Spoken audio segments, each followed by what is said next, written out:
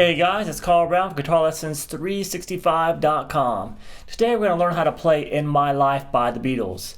Now, it's got a few bar chords in it, and there's one chord it's probably not how I've seen before. But other than that, it's a pretty simple song.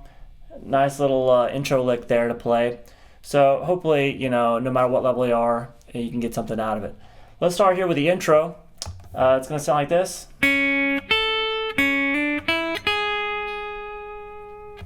Alright, so what that is the second fret on the B string to the 5th fret on the high E string. Then you're going to hammer from the 2nd fret to the 3rd fret on the B string. So we have this. And the last two notes are going to be on the high E string, open, then 4.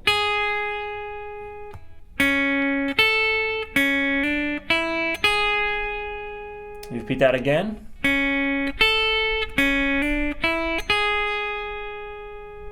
Now underneath that, we just have a basic A major chord. So that's what's going on underneath that little lick if you want to know those two chords. Now let's get to the verse. Verse is going to start with an A major chord again, but we're going to have as a bar chord form, just because it mellows out the chords a little bit. They're not open strings. As you can tell, the style of playing here is very subdued. You're barely strumming. Sometimes you might be picking notes out of the chord. But the whole idea is to keep it nice and quiet, So we're going to start with the A major.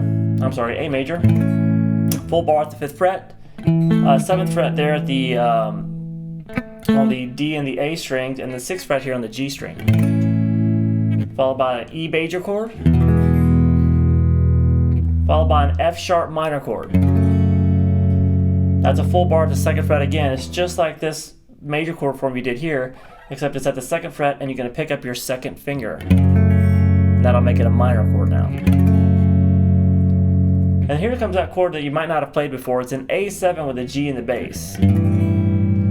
So we're just going to play an A7 chord with your 2nd finger here, the 2nd fret on the B string, your 1st finger at the 2nd fret on the D string, and you're going to reach over and grab this G, which is at the 3rd fret on the low E string. Now all the other strings can ring open. Alright, so those 4 chords move pretty fast. They go like this.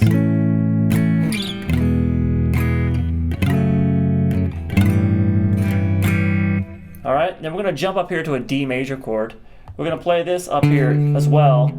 The 5th fret here on the A string, and then you're going to bar your 3rd finger across the 2nd, 3rd, and 4th strings here. Here at the 7th fret. You play that, and then you just move the 7th fret on the B string down to the 6th fret. So you're going to have to move these 2 fingers over here, because you're going to need your 2nd finger here for a D minor. So we have to resolve it to the A major that started the verse. Alright, so let's go through it again.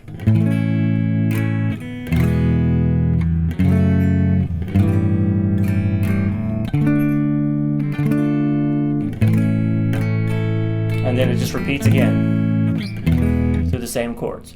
Alright, so that's the main verse. Now let's get to the pre-chorus / chorus to kind of work together. That's going to start with an F sharp minor chord that we played earlier, to a D major chord now, just a standard D. Then we're going to go to a G major chord. Now instead of playing this the open way, we're going to play just with a bar, just like this chord we did at the 5th fret. We're going to play it at the 3rd fret here. And then, because it keeps it a little bit more subdued, and then up to the A. So that's the first half of the pre-chorus / chorus. So we have...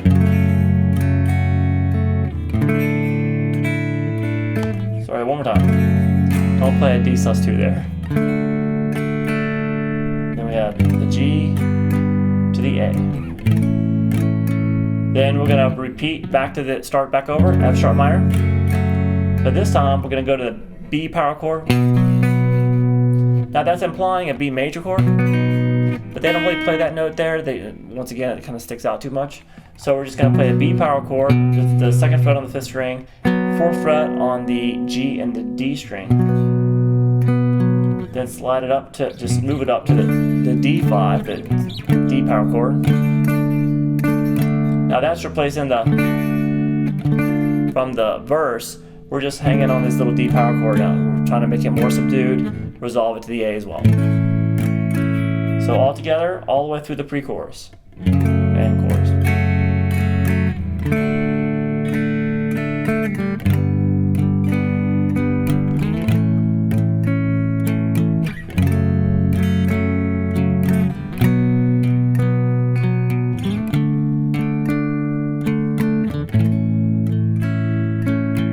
All right, now it has like a little piano solo there, which sounds like a harpsichord, but it's actually just a sped up piano.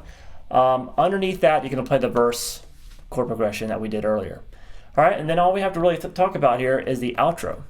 Outro, he does that same opening lick. Then they just kind of come in and hold that D minor chord we did earlier. Just hold on it for a minute. So we got.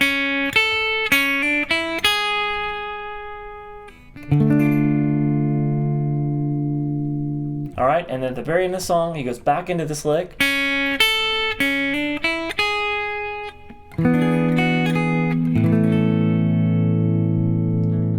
So that's basically the same opening lick followed by this E dominant 7 chord. Now it's going to be a bar across the first 4 strings at the 2nd fret. Then your 3rd finger at the 4th fret on the G string. 2nd finger at the 3rd fret on the B string, and then your pinky at the 4th fret on the high E. You're going to strum these 4 strings. Now, because you're doing this full bar, you can now pick up the pinky and pick that 2nd fret there on the high E, and then go back to the 4th fret. So we have this